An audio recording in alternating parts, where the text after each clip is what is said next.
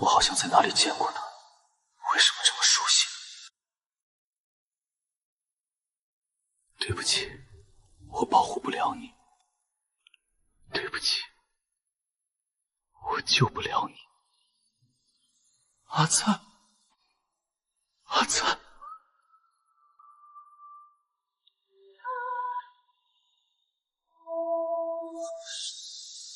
阿灿！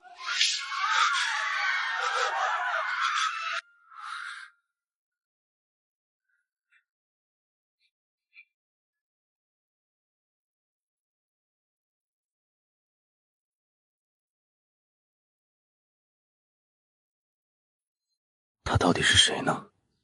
为什么会频繁地梦到他？为什么一想到他就那么难过呢？这是第一次和接下来要一起活动的团队成员们见面的日子，可不能迟到。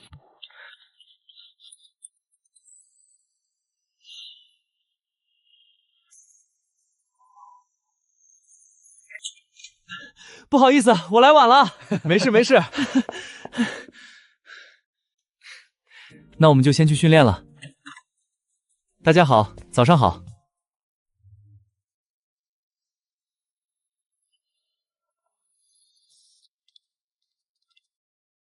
你好，我叫云生白。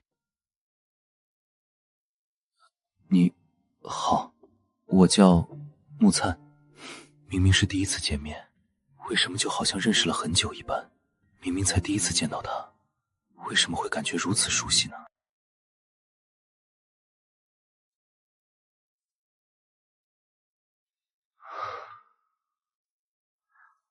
我们的第一次见面，好像已经有几十能远了。第一次近距离见到木灿，是在穆家大少爷成亲那日。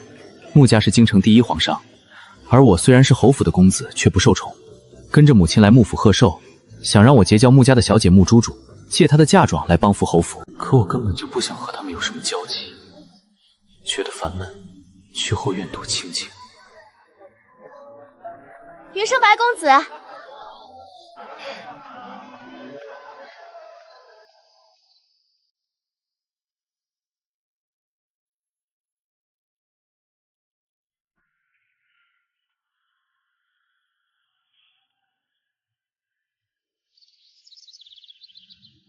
你想吃吗？那是我第一次见阿赞，那样好听的声音，那样明媚的人，和外界所说的一点也不一样。其实我早就听闻李家的小少爷身体残弱，常年只待在自己的房间里，需要用汤药吊着，所以之前的交际过程中并没有见过他。没想到是这副模样。他们都去准备大哥的婚事了，我是偷偷溜出房间的。你可不许告密。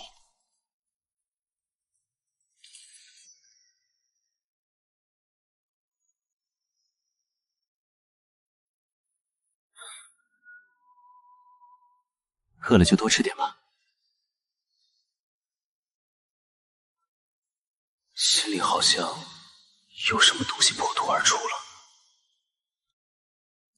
自从那次以后，每次来穆府商谈事宜，我总是找理由路过他的院子，只为偶尔能看到他的那匆匆一眼。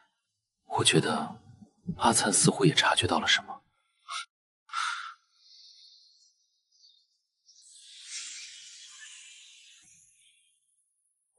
你去帮我摘几个上面的桃子。为什么是我？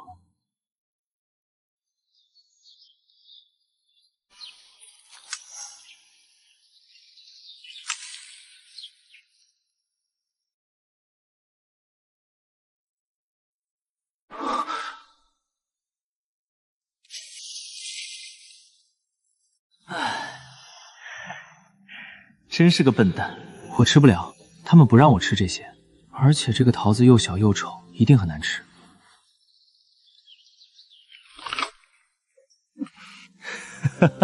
我这个是甜的。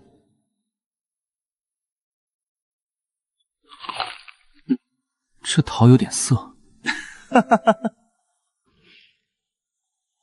说不定你吃的这个会好吃呢。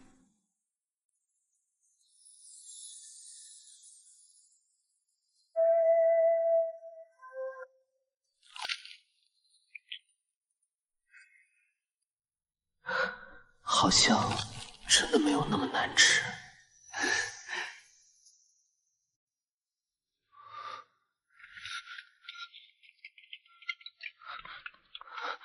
不用了，还是我自己来吧。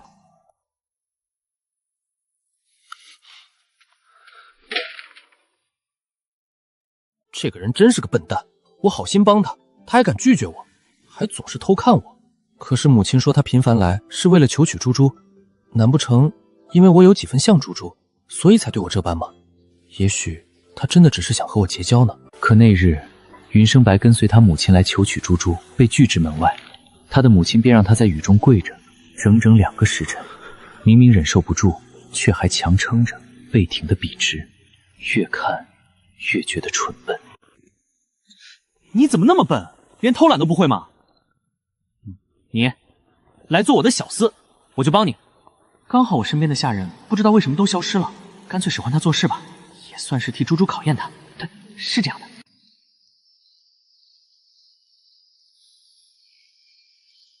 从那天起，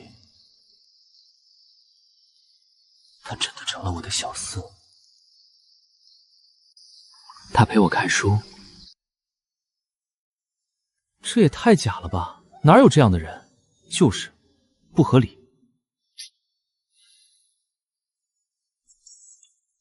哎，这才对嘛！陪我发呆，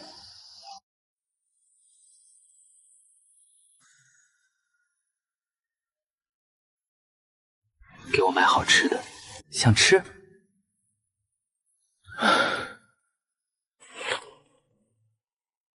我被发现就完蛋了，让我本就百无聊赖的人生变得有趣起来，让我本就百无聊赖的人生变得有趣起来，还总是戏称我小少爷。小少爷，你好厉害！小少爷，谢谢你。这有什么好谢的？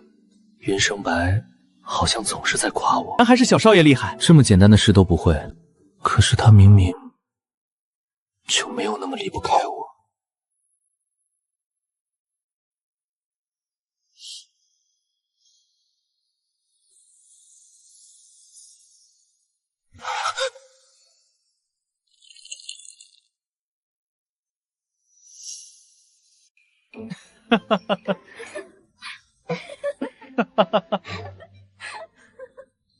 是我说要帮他的，可是为什么会这么难过呢？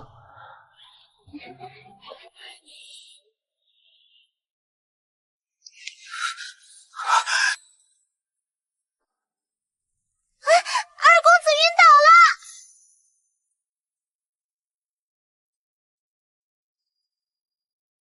二公子晕倒了！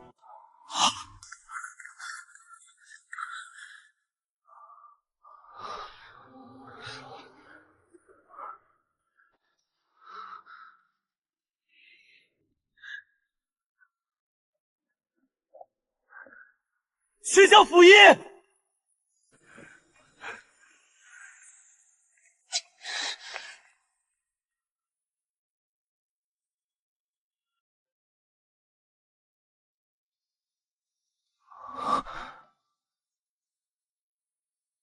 醒了，感觉怎么样？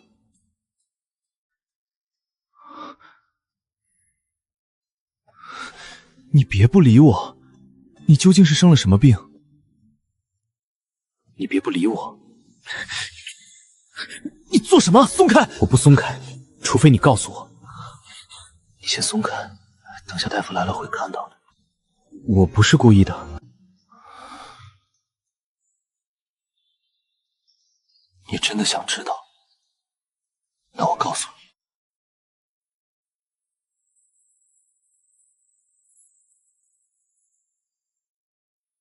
从7岁开始，我便得了心痛之症。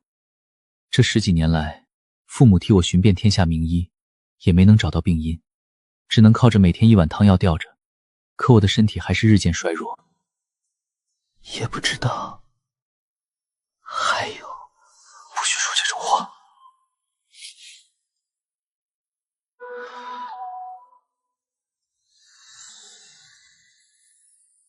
从7岁开始，我便得了心痛之症。那天我才知道为什么。怎么了？没事。为什么阿展捂着胸口皱眉？为什么他的脸总是透着苍白？还有他时不时捏紧的指尖，原来他经常会感觉到疼痛。我想，我得加倍对他好。可是，母亲的催促变得越来越频繁。她总是问我，何时才能娶穆猪猪进门？可是我根本就不喜欢她。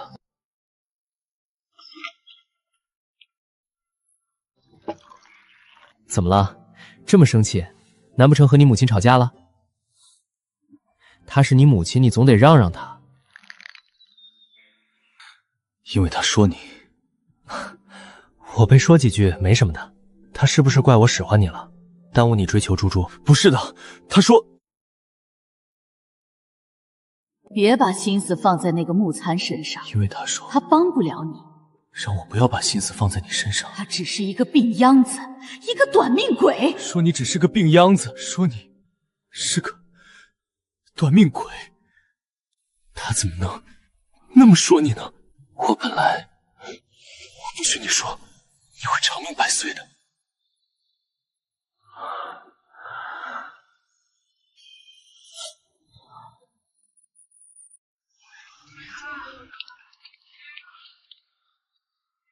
阿珍一定会喜欢。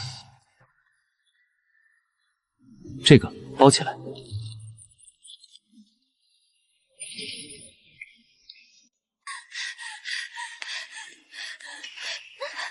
白公子，二哥哥发病了，你先别进去。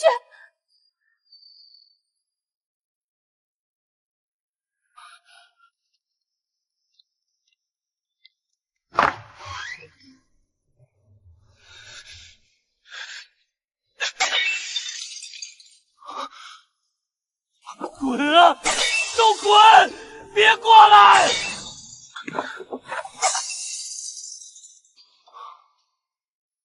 阿灿，你怎么？你冷静一点。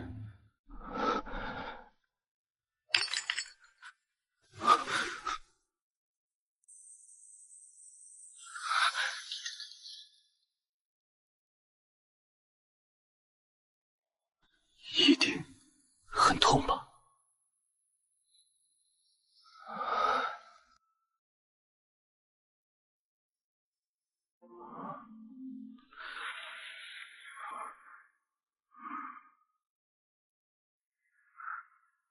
我发病的样子是不是很可怕？阿灿是这个世界上最好的人，你只是太累了，你只是病了。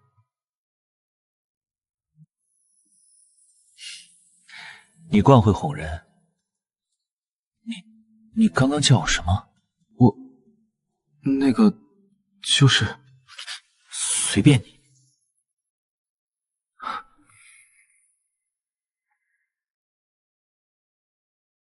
你先休息一下。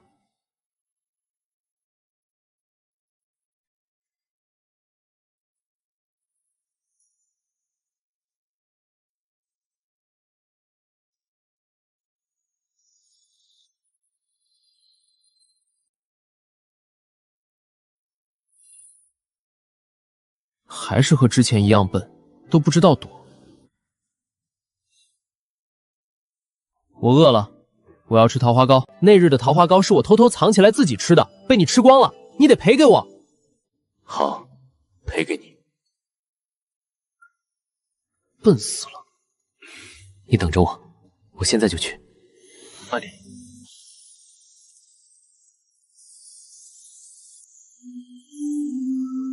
他帮不了你，他只是一个病秧子，一个短命鬼。那日母亲的言论才让我知道，阿灿到底对我有多重要，我有多无法接受失去他。够了！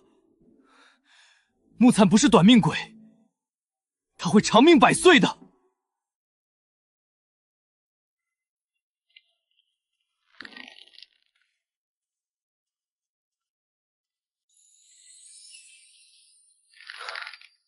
看什么看？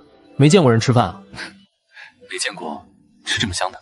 这还差不多，算你会说话。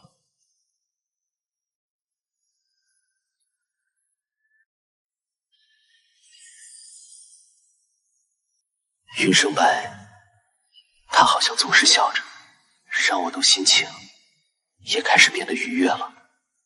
阿赞是这个世界上最好的人，你只是太累了，你只是病了，这不怪你。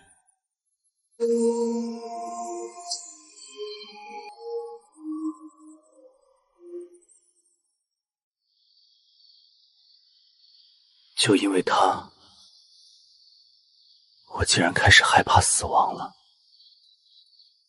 明明之前每一次被病痛折磨时，都带着期待的。我从7岁那年开始，每天都会喝一碗黑乎乎的。那年，不知道为什么，我突然发了病，没有任何预兆。直到有一位巫医来访，他道这是邪气入体，自己有办法可以医治。虽然爹娘并不信这些鬼神之说，可真的就在巫医抚上我的额头时，我的痛苦好像真的缓解了。就这样，他在府中住了下来。虽然他的药方治标不治本，但好歹病发的次数是越来越少了。云生白不知道从哪里打听到我的病情，从巫医那里得知，有一味药材可以治疗我的病。真是个笨蛋，他一个人跑上山去寻找，我还以为他是厌烦了我，所以不来找我了。其实，如果是这样，反而更好。少爷，药已经喝完了。我从下人那里得知，他已经山上连续寻找了5日了。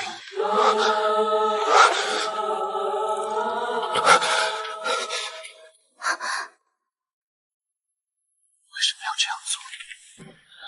为什么要对我这么好？明明可以不管我的，明明可以装作不知道的，为什么要一个人跑到山上去？为什么要连续找5天？为什么要对我这么好？云生白！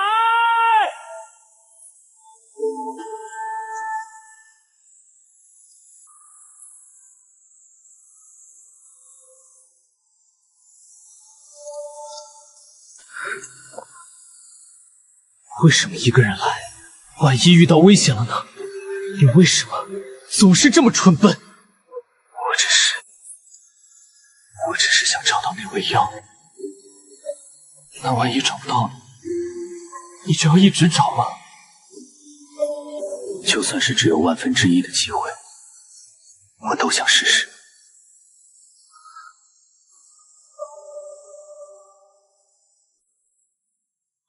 回去了，我爹娘已经派了很多人来寻找过了，那么多人都没有找到，你一个人来只是做无用功罢了。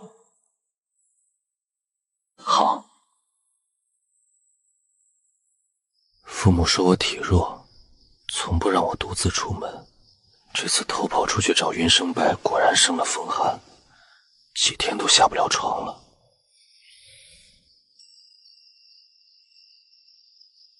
阿粲，我进来了。云公子，夫人说让您以后都别来找我们家二公子了。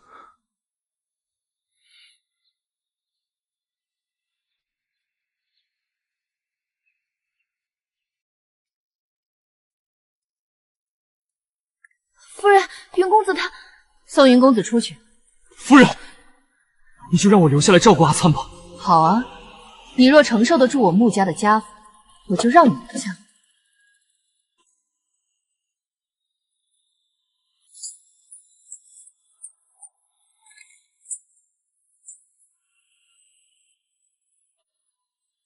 罢了。你想吃？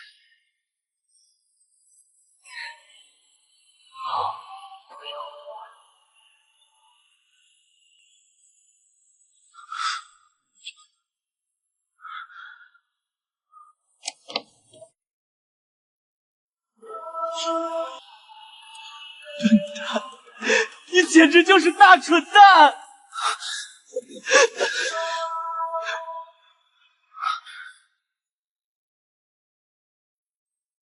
让我看看，还是算了吧，我怕吓着你。快点给我看看！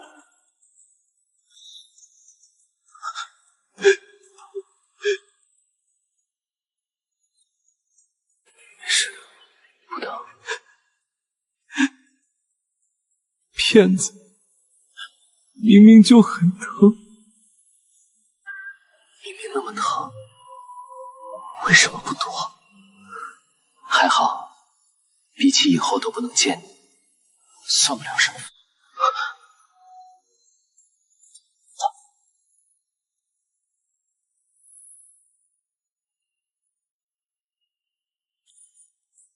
我帮你上药，过来一点。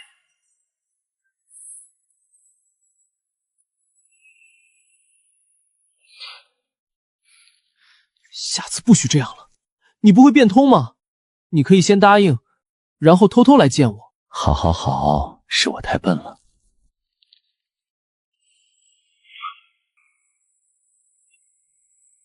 余生白，当我听到阿灿喊我的名字，冲过来找我时，心跳在那一刻仿佛停止了。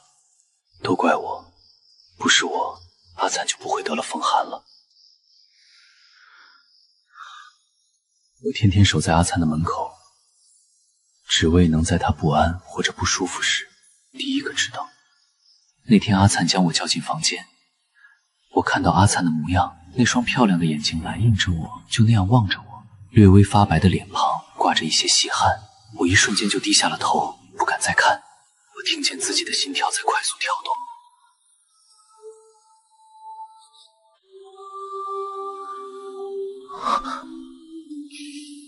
笨蛋！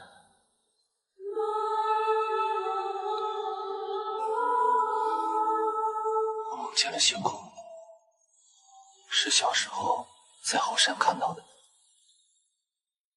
我想去看，我太久没有看过了。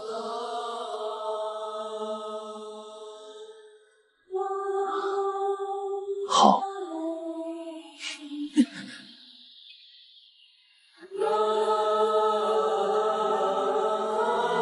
算了，我们不去了，身体要紧。你明明答应了的，不可以反悔。是第一次看到阿赞眼里的落寞与空洞。平常的他总是笑嘻嘻的，要不然就是生气，从来没有过这种表情。从7岁开始，我便得了心痛之病。他说他很乐观，别过来，生死都是听天由命的，只是偶尔会因为被病痛折磨的烦了而发脾气。也许这是最后一次。不许说胡话，我们会有很多次。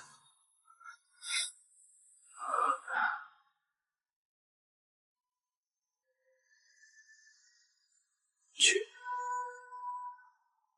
但是不舒服要马上回来。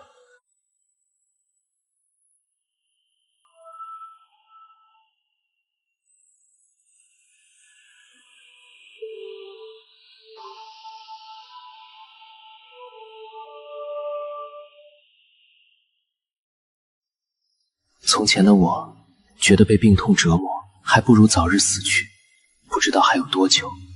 可现在的我想好好活着，哪怕多1分多1秒都行。我想待在云生白身边。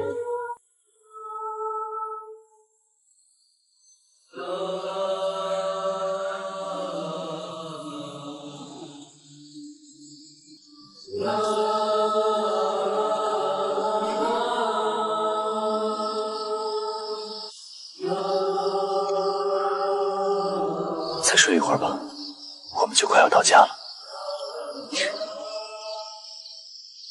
要是时间能永远停留在这一刻就好了。不知从什么时候开始，我的脸色开始越来越苍白，有时就连同云生白讲话时，明明是笑着的，可身体却止不住的颤抖，隐忍着痛苦，指尖都被捏得泛白。云生白他都知道的。每当我笑得勉强时，去休息，云生白都让我去房中休息。每次我执拗的不肯，如果不去休息的话，以后都不给你偷偷买外面的吃食了。他就会吓唬我。笨蛋！那一天，我看着云生白一脸较真心疼的模样，突然想逗一下他。你抱抱我吧，抱抱我。我开玩笑的。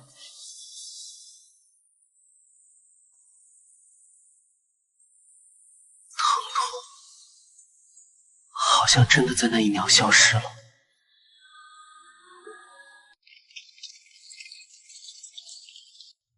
今日的花灯节真的很热闹吗？那是自然。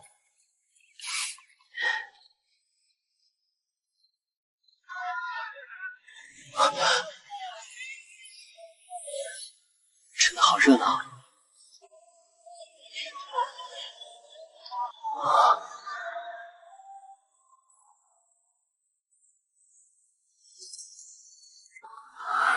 好，我们也去许愿。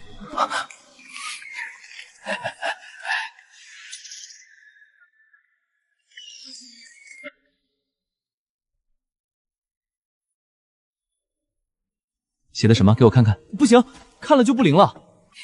就看一眼，一眼也不行。我保证不看内容，就看看写了多少字。你别过来啊！走吧，去挂起来。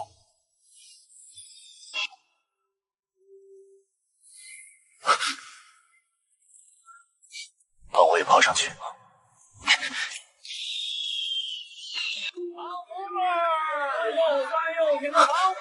想不想吃？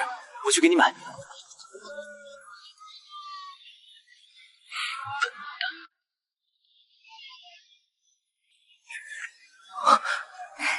升白公子，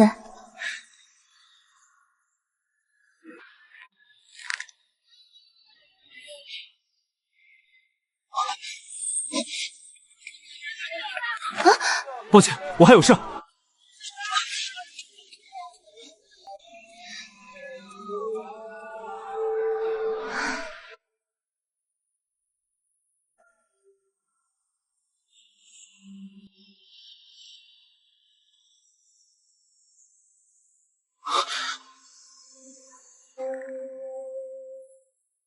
为什么乱跑？我还以为找不到你了。你不是去陪猪猪一起了吗？我没有，我只想陪你。我以为我会打扰你们。才没有！刚刚你跑走了，不见了，不知道我有多着急。这么多人，一转眼你就不见了，你知不知道我有多害怕？你怎么就不明白呢？你本来就体弱，万一磕着碰着怎么办？万一……我没有那么脆弱，不用你一直照顾我。可是我想，不许乱跑。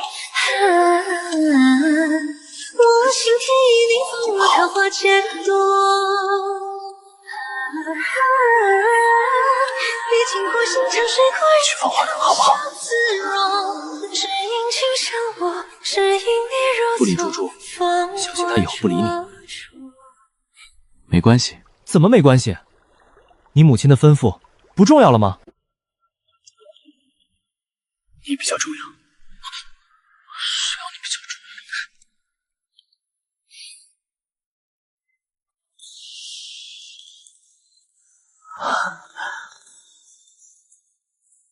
要？没有人比阿灿更重要。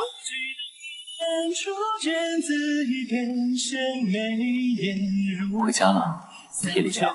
好吧，走吧。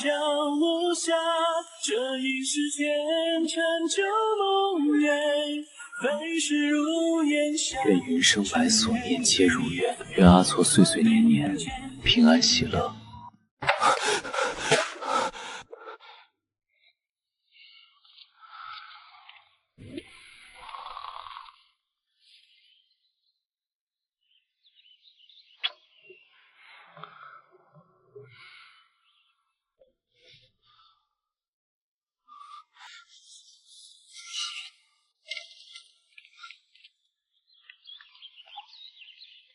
云生白在哪里？奴婢不知道，云公子今日还没来过。他今天没来找我，是不是知道我昨天偷亲他了？都怪我太冲动了，他明明从来没说过。二公子，奴婢看到云公子去厨房了。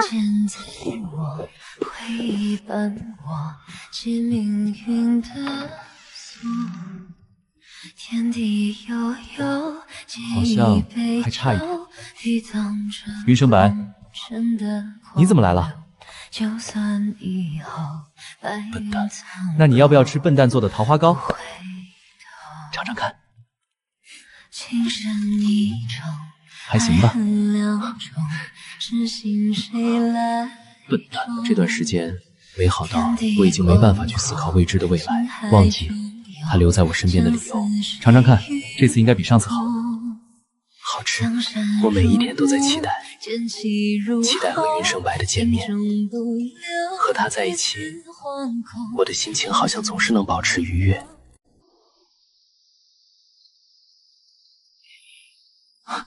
你看那边啊！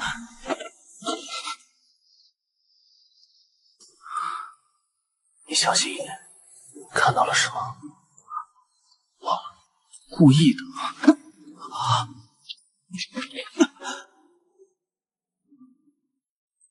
昨天是不是都亲我了？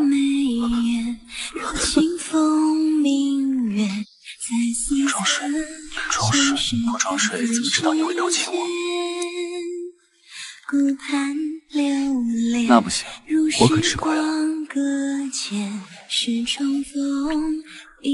扯平了，胡来。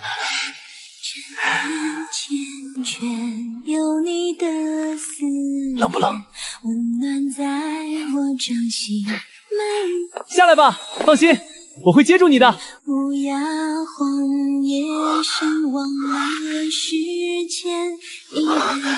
接住了。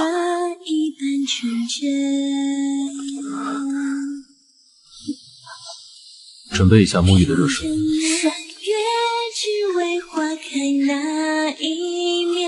干嘛当着人家的面说？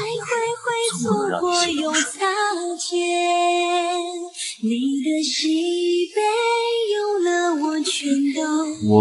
我拿衣服过来。放吧。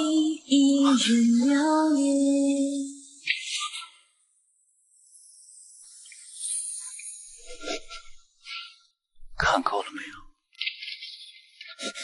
我什么都没看到。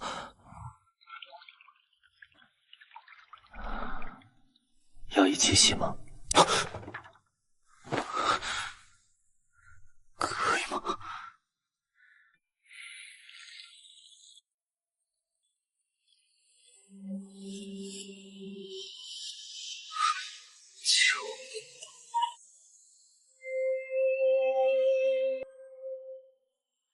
如图经过万年的雪落，他也一颗双眸光成河。说来仿若前尘曾爱过，偷袭。若不然，怎忍得彼此淹没？长夜晚歌凭烛观月色。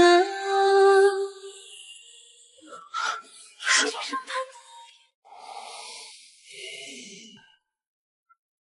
二哥，你在吗？醒醒，醒醒！别闹了。好，我不闹了。都怪你，刚刚太可爱了。闭嘴！好啊，猪猪还在外面，你还笑？猪猪在门外。二哥，还没起吗？二哥，你再不开门我就进来了。起了，等一会儿。快点，母亲让我叫你喝早膳。吓死我了！你也不小了，你大嫂家的表妹，明日你见一见。什么？人家姑娘知书达理，模样也好，你见了就知道。是不是上次的表妹睡不来粉色被子的？就是她，你二哥见过一次的。哦，那个长得还不错，就是话有点多。母亲，我怎么了？没什么。你从小体弱，不知何时就会，你总得母亲留个念想。母亲，母亲只是想看到你和普通人一样成婚生子，有一个自己的家。阿灿，母亲不是要逼你，母亲只是怕你以后一个人。母亲，我答应你，明日见一见。好，母亲不逼你，见一面，不合适就算了。我答应你，明日见一见。好，母亲不逼你，见一面，不合适就算了。生白公子，生白公子来找二哥吗？阿灿起了吗？他今天去见苏姑娘了。苏姑娘，大嫂家的表妹，母亲让二哥去见见。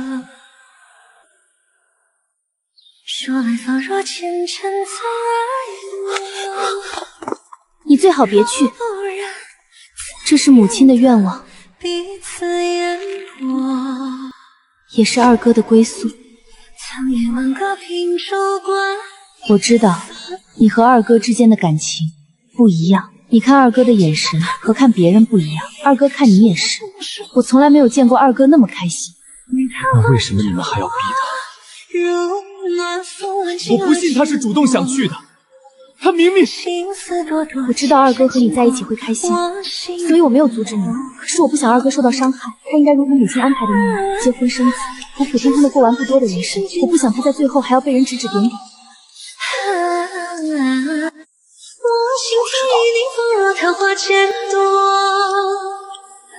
我愿意见到母亲失落的眼神，不想看到。可是我始终没法做到，他又何其无辜，我没办法去伤害他，欺骗他。苏姑娘，对不起。